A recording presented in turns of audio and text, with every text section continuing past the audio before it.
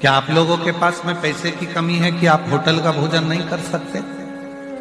क्या आप खरीद कर भोजन नहीं कर सकते?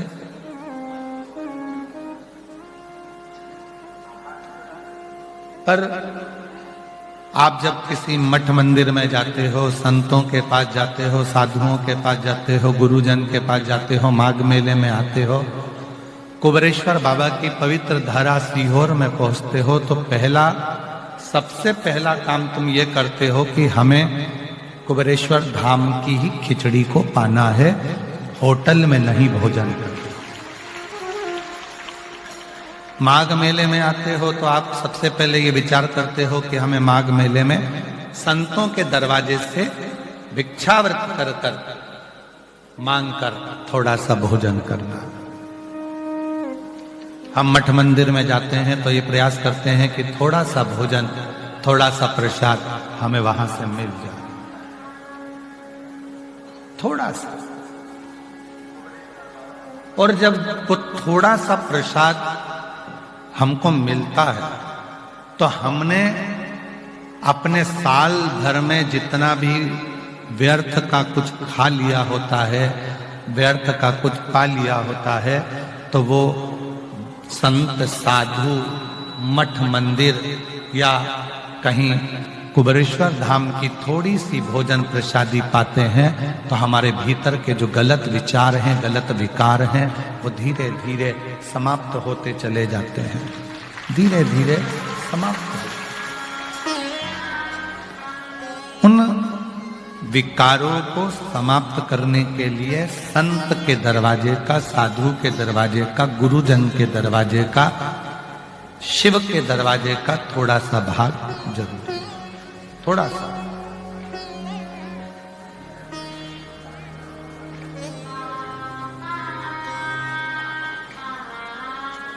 और वो थोड़ा सा अंश मात्र भोजन,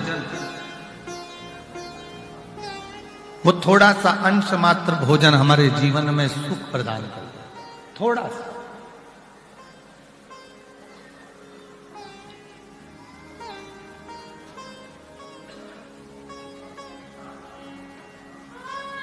आप आए हो शिव महापुराण की कथा को श्रवण करने के लिए, भगवान देवादिदेव महादेव के पवित्र चरित्र को धारण करने के लिए।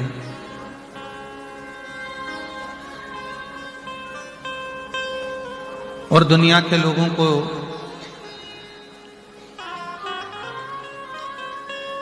ये लगता है कि बताओ, इतनी कोहरे में, इतनी ठंड में कौन बोलता है तुमको कि रोड पर पड़े रहो रात भर कम्बल ओढ़कर, नीचे जमीन भी ठंडी है, ऊपर से पानी ओस जैसा गिर रहा है, और आप अपनी कम्बल ओढ़कर रात भर कथा का इंतजार कर रहे हो। रात इतने कोहरे में, इतनी ठंड में आप सीहोर वाले बाबा का इंतजार नहीं कर रहे हो। इतने ठंड में, इतने कोहरे में आप उस शिव का इंतजार कर रहे हो जो कैलाश पर बसता है, काशी में बसता है, उज्जैनी में बसता है।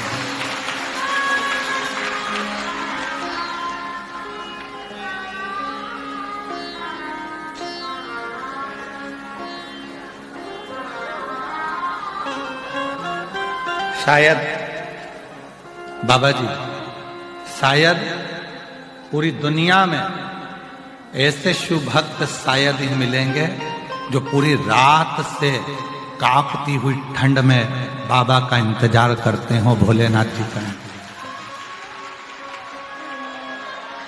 शायद पूरी दुनिया में,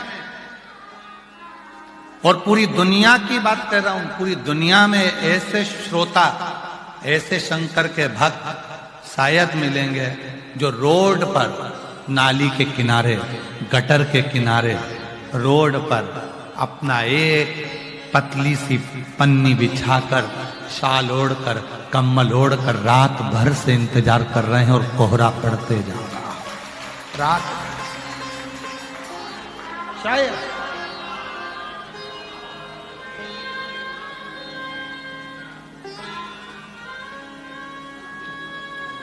यहां आने से पहले एक बात कही थी आपसे।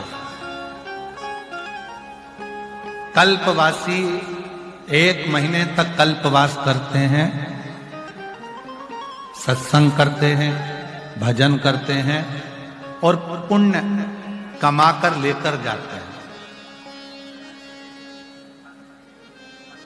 1 महीने तक सत्संग भजन कर कर पुण्य कमाकर लेकर जाते हैं। यहां आने से पहले कहा था कल्पवासी 1 महीने तक भजन तप कल्पवास करते हैं और आपको और हमको केवल 5 दिन कल्पवास करने का मौका मिला है और वो कल्पवास से हम भी पुण्य कमा कर लेकर जाए, हम भी पुण्य लेकर।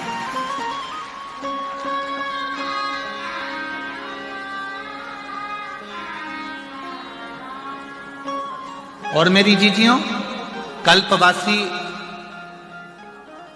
एक तंबू के अंदर, एक टेंट के अंदर रहे होंगे 1 महीना, पर आपने वो कल्पवास करा है कि खुले आसमान में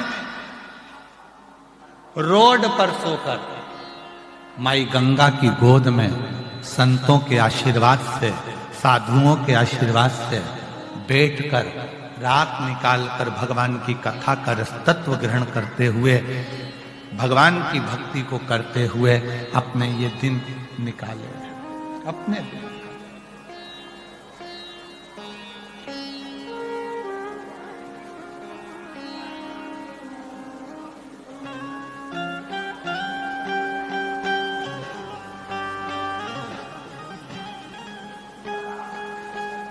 उसका इंतजार आपने करा है तो वो देव अधिदेव महादेव भी आपको ज्यादा इंतजार नहीं कराने देगा, आपकी खुशियां आपकी झोली में जरूर।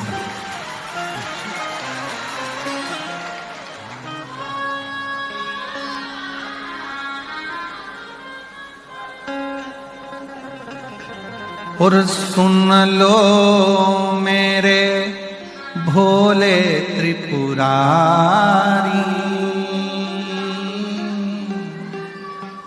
हे मेरे शंभु, हे मेरे त्रिकालदर्शी, हे मेरे कैलाशी, हे मेरे अविनाशी, हे मेरे शंकर, हे मेरे शिव, हे मेरे ओघड़दानी, हे मेरे शंभु, हे मेरे शंकर।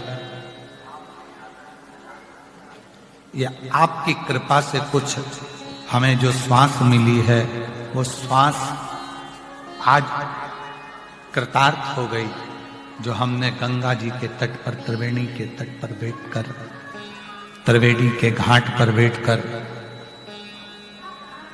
ये पवित्र कथा का रसतत्व ग्रहण किया।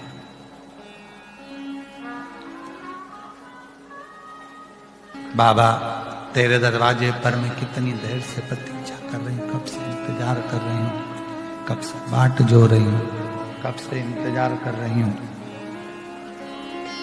तेरी कृपा, तेरी करुणा, तेरी दया जरूर होगी, यह निश्चित है और होगी। जब माता अंजना जी के गर्भ से संतान नहीं हुई, सालों निकल गए, माता अंजना जी के गर्भ से संतान उत्पन्न नहीं, दुखी हो गई, कहां जाऊं, किससे कहूं कि मुझे औलाद नहीं हो रही है, मुझे संतान नहीं हो रही।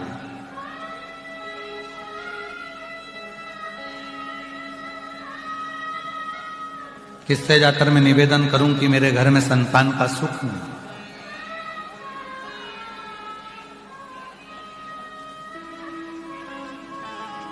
और केवल एक नारी होती है जिसको बहुत सुनना पड़ता है। संतान नहीं होती है तो लोग पुरुष को नहीं कहते हैं कि तुम्हारी औलाद नहीं हो रही है।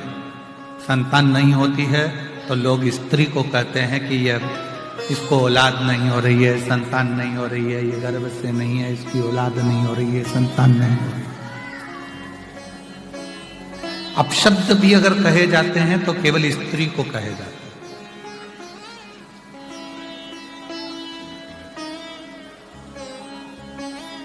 संतान नहीं है, अंजना माता को बारंबार, माँ अंजना जी से बारंबार कहा जाता है, बार बार कहते हैं कि तुम्हें संतान का सुख नहीं है, तुम्हें संतान नहीं है, तुम्हें संतान नहीं है,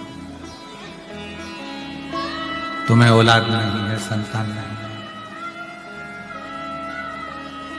थक गई माँ, अंजना माता सुन सुन के थक गई कि मुझे औलाद नहीं, मुझे संतान नहीं, मुझे संतान का सुख नहीं।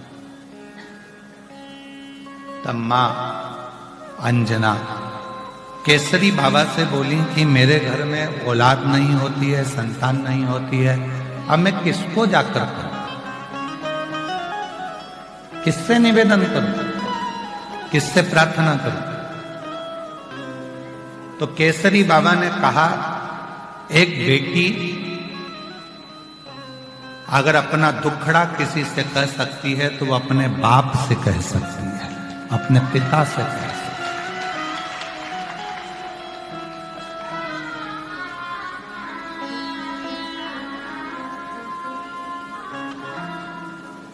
दो पिता हैं, एक ने जन्म दिया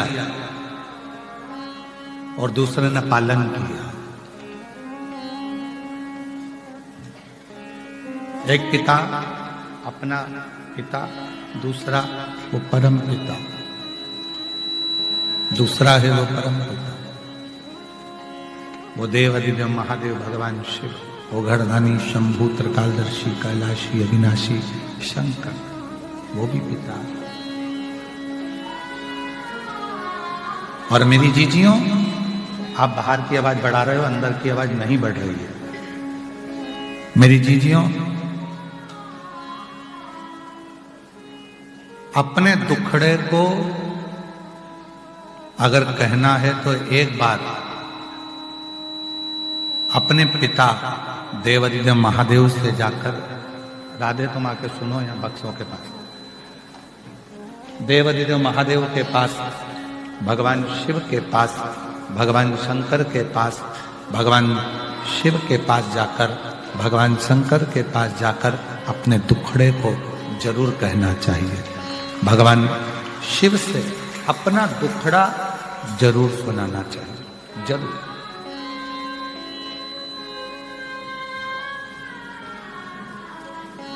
अपने जब शिव से जाकर कहोगे तो शिव स्वीकार करेगा।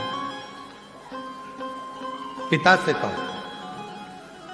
अंजना माता ने जैसे ही सुना कि मुझे अपने piता से जाकर कहना है, अपने बाबुल से जाकर कहना है, अपने पिता से कहना है, तो अंजना माता गौतम बाबा के पास पहुंच गई और गौतम बाबा के पास जाकर माता अंजना ने निवेदन किया। पिताजी बोले, आज तू आ कैसे गई? तू तो कभी आती नहीं थी, समय नहीं मिलता था तेरे को, और तू आज आई है, क्या बात है, तेरे को कैसे आना हुआ? अंजना माता कहती हैं, पिताजी बहुत दिन से मन में एक दुख है, एक दुख है।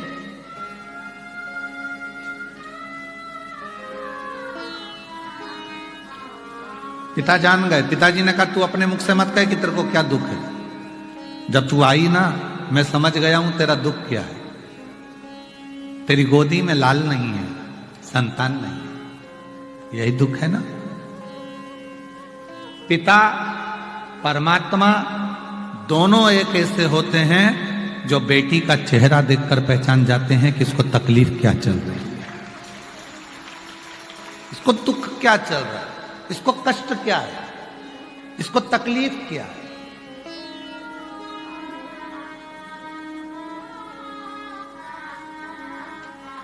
क्या दुख है इसकी जिंदगी में, एक पिता जान जाता है।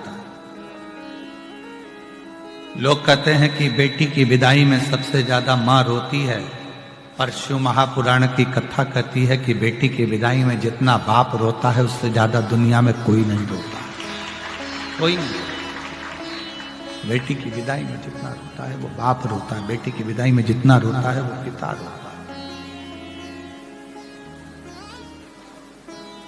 जब मां जगत जननी पार्वती जी, जब माता पार्वती जी, जगत जननी पार्वती जी जब विदा हुई पार्वती माता जब विदा हुई, शिव पुराण वर्णन करती है कि 18 रात्रि तक हिमालय राज ने भोजन तक ग्रहण नहीं किया। कितनी रात्रि? 18। हिमालय राज भोजन नहीं करते हैं पार्वती की विदाई के बाद में। 18 रात्रि तक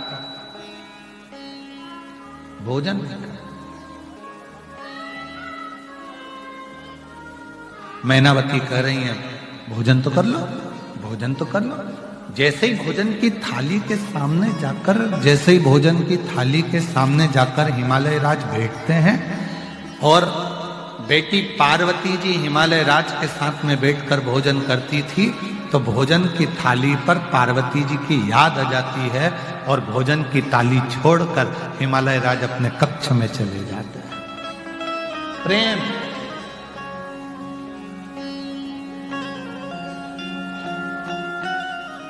स्नेह, वात्सल्यता, करुणता चले गए। 18 रात्रि निकल गई, हिमालय राज ने भोजन नहीं किया।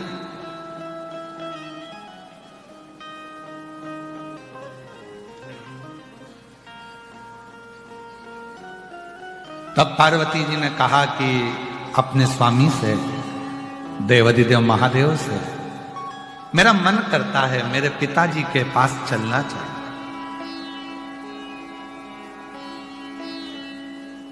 मेरे पिता के घर चलना चाहिए।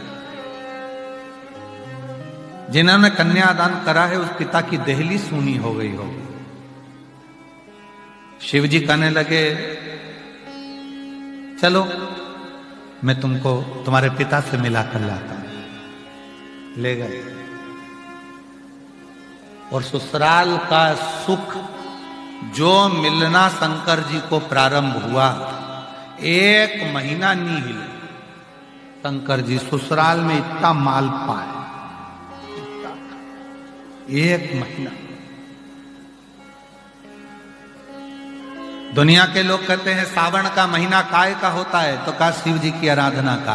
तो सबसे पहले शंकर जी की आराधना सावन के महीने में किसने करी थी? तो कहा पार्वती जी ने करी थी।